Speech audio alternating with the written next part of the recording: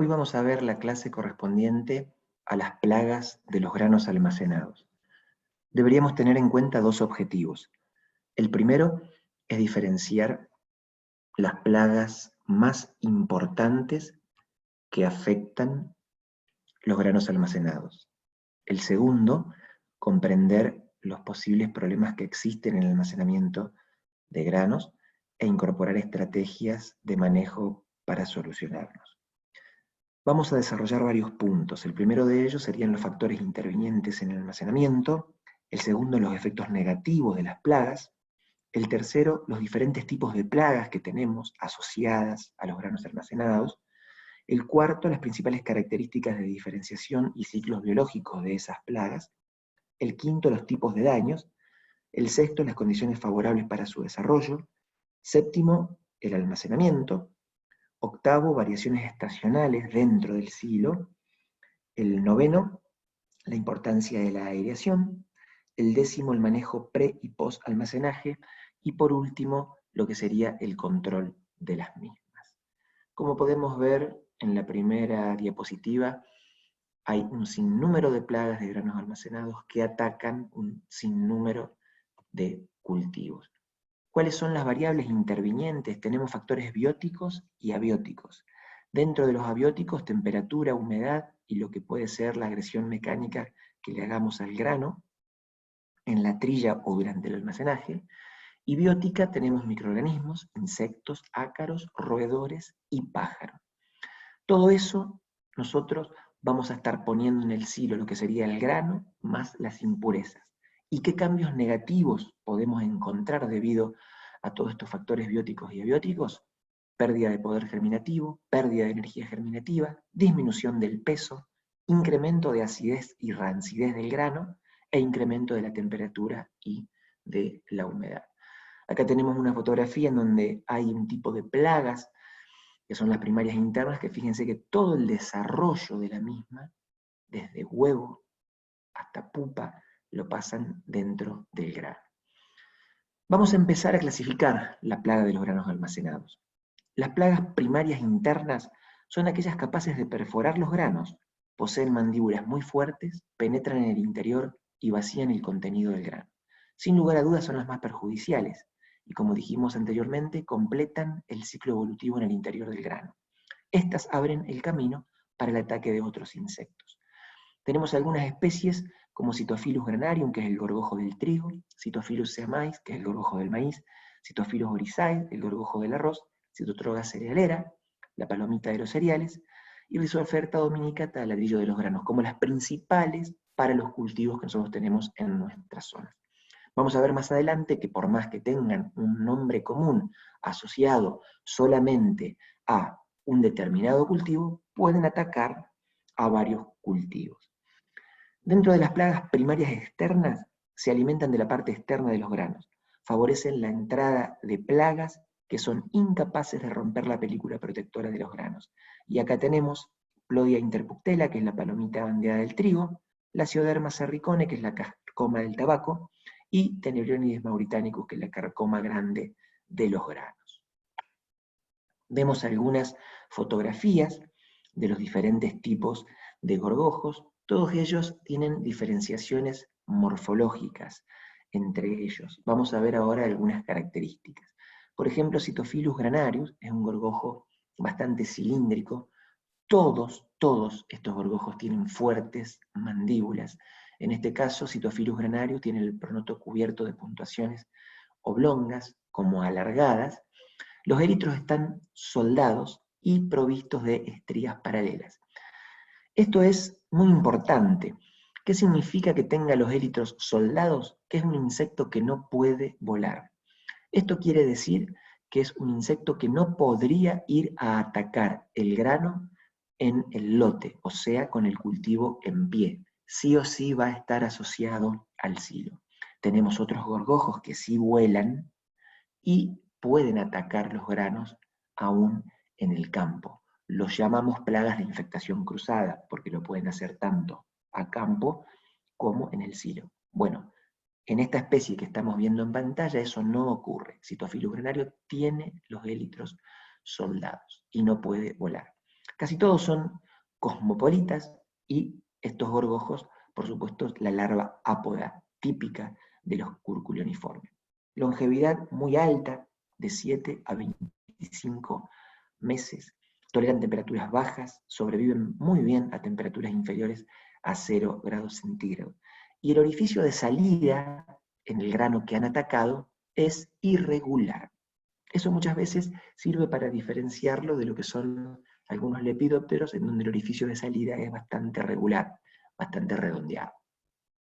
Cytophilus oryzae, el pronoto en este caso está cubierto de puntuaciones más redondeadas, no son oblongas como en el caso anterior, y son buenos voladores.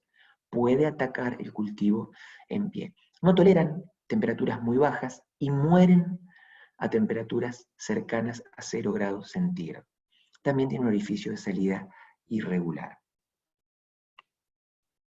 Con respecto a Cytophilus sea mais, tiene 4 manchas, 2 en cada élitro, son de una coloración amarilla.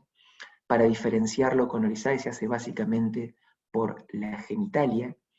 También son buenos voladores, tampoco toleran temperaturas muy bajas y no sobreviven a temperaturas cercanas a 0 grados centígrados. Al ser buenos voladores, son insectos que, sin lugar a dudas, atacan el cultivo en pie, por lo tanto son de infectación cruzada. Cirotroga cerealera es una pequeña mariposa, es un lepidóptero de un color rojizo. Fíjense que tiene escamas en los bordes de las alas posteriores, lo que les da un aspecto plumoso, con manchas negras en la parte posterior de las mismas. Pueden atacar al cultivo como a los hilos, o sea, son de infestación cruzadas. Colocan huevos aislados y cada hembra puede llegar a un máximo hasta de 400 huevos.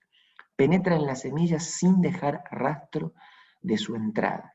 Al orificio de penetración lo tapan con un hilo de seda, van comiendo el germen, luego el endosperma de los granos, deposita gran cantidad de desechos que le confiere al grano un olor nauseabundo. El orificio recién se ve cuando sale el adulto, y como dijimos anteriormente, el orificio de salida es bien circular. En el silo ataca los granos que están en la superficie, pudiendo alcanzar esta especie 4 a 5 generaciones por año. Rhizoferta dominica es de la familia Bostricidae. Este coleóptero es bastante cilíndrico en su cuerpo, de una coloración castaña oscura, muy fácil de reconocer, ya que en sus élitros existen numerosas puntuaciones alineadas longitudinalmente, y otra característica es la cabeza inclinada delante, bajo el tórax. Siempre está inclinada hacia adelante, bajo el tórax. Las larvas pueden alcanzar gran profundidad dentro del silo, con mandíbulas muy potentes. Y esto es una diferenciación que uno va haciendo a priori. Coleópteros que se ubican debajo del silo, lepidópteros que generalmente están arriba del silo. Las hembras pueden llegar a poner hasta 500 huevos cada una. Acá tenemos las plagas primarias externas. Plodia interptela es un lepidóptero cosmopolita, como la mayoría de las que vimos recién. La larva es bien blanquecina, deja una tela sedosa a lo largo de su camino, luego teje un capucho antes de convertirse en pupa, y en su interior vemos también restos de alimentos, de fecas, que le confieren al grano un olor bastante nauseabundo. Puede tener de 5 a 8 generaciones por año. Una característica que tienen todas estas plagas de granos almacenados es la gran cantidad de generaciones por año. Tenebronides mauritanicus, que es la carcoma grande de los granos, es negro con litros estriados, la cabeza es casi triangular, la larva es blanca con una cabeza marrón bien marcada, y oradas los materiales como madera, papel o tela para empupar, y luego tapa la entrada con una secreción, unidas a los restos de ese material perfumado. Y por último, en las primarias externas de importancia para la zona tenemos la Scioderma cerricorne, que es de la familia Tinidae, es un coleóptero que también rompe la capa externa del grano, empupa en los espacios entre los granos. Antes de pupar forma un capullo. Puede tener entre 3 y 6 generaciones por año. Con respecto a las plagas secundarias, son las que no pueden atacar a los granos íntegros. Se alimentan de granos previamente dañados por los insectos o por las plagas primarias o por granos partidos y quebrados. Afectan a casi todos los granos, principalmente a los subproductos como las harinas. Las especies más importantes relacionadas a estas plagas en lo que es la República Argentina son Tribolium castaneum, comúnmente llamado gorgojo de la harina, Tribolium confusum, el tribolio confuso, Weracephilus unarinensis, carcoma o escarabajo dentado de los granos, Epestia elutela, polilla del cacao, Epestia cautela, polilla de la harina, y Epestia cuñela, polilla gris de la harina. Y por último tenemos las plagas asociadas, que no atacan a los granos, se alimentan de detritos y de hongos, perjudican el aspecto y la calidad del producto almacenado. Pueden incluir parásitos y predadores. En este grupo de plagas también hay ácaros. Algunas especies son Tenebrio molitor, Tenebrio oscuro, Acarus sirio, Acarus farris, Glyciphagus farinae y Glyciphagus domesticus. Estas 4 últimas son especies de ácaros. Acá vemos algunas fotografías de las plagas secundarias. Arriba las 3 especies del género Epestia, muy comúnmente encontrada en todos los molinos de la zona, y debajo las 2 especies de Tribolium y Weracephilus surinamensis. Algunos datos acerca de Tribolium: es un excelente volador. La hembra puede poner hasta 900 huevos, los cuales recubre con una secreción pegajosa. Y lo peor que hace esta plaga cuando ataca es conferir un olor nauseabundo en donde se desarrolla. Tribolium confuso no vuela. Esa es una de las diferencias fundamentales con el anterior. También las hembras pueden poner hasta 900 huevos y también confiere olor nauseabundo en donde se desarrolla. Y Weracephilus, llamado comúnmente carcoma dentada de los granos, es debido a la estructura de su tórax, que está provisto de 6 dientes a cada lado, como se puede ver en la figura en el margen de la izquierda. En el pronoto tiene depresiones longitudinales muy marcadas, los élitros estriados. Vuela muy rara vez, pese a tener alas membranosas bien desarrolladas. Estas plagas generalmente son originarias de los trópicos. La denominación de la especie se debe a que Linneo recibió ejemplares de Surinam al momento de clasificarlas. Pueden llegar a poner más de 350 huevos cada hembra, también recubiertos con una secreción pegajosa. Y los adultos pueden llegar a vivir hasta 10 meses, aunque en algunas partes del mundo se han encontrado ejemplares que vivieron hasta 3 años. Y pueden poseer entre 2 y 5 generaciones anuales. Epestia cuñela, polilla de la harina, son pequeñas mariposas. En las alas anteriores podemos ver máculas oscuras y 3 manchas transversales negras. Las posteriores son blanco-grisáceas. Cuando está en reposo, la cabeza y el extremo caudal se observan ligeramente elevados. Puede poner cada hembra hasta 200 huevos. La larva puede ser blanquecina o puede ser rosada.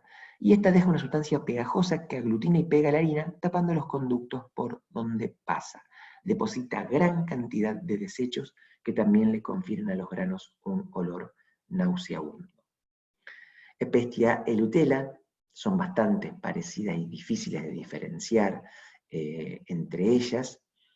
La larva es blanquecina, cubierta de pelos y es un poco más arqueada que la anterior para poder diferenciarlas.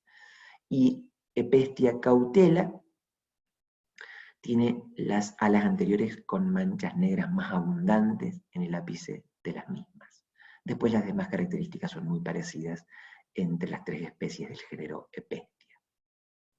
Acá vemos fotografías de las plagas asociadas, como Tenebrio molitor, Tenebrio oscurus y el ácaro sirio. Si les interesa alguna de las características, podemos decir que en Tenebrio molitor en su cara dorsal es muy brillante, que tiene una sola generación anual, que cada hembra puede poner hasta 600 huevos, y que la larva puede llegar a vivir hasta 21 meses. Con lo cual esto es terriblemente nocivo, ya que el poder de daño es muy grande.